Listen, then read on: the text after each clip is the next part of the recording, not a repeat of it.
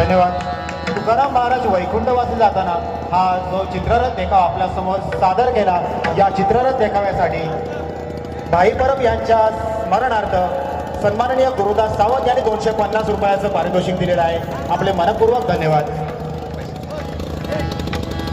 धन्यवाद. या ठिकाणी या त्रैवार्षिक मांडोत्सवाच्या निमित्ताने उपस्थित सर्व वादन या ठिकाणी पाहायला मिळाले. विशाल काळसेकर याच्यासाठी एकदा जोरदार टाळ्या होऊन जाऊन दे. उत्कृष्ट असं पखवाज वाजवा.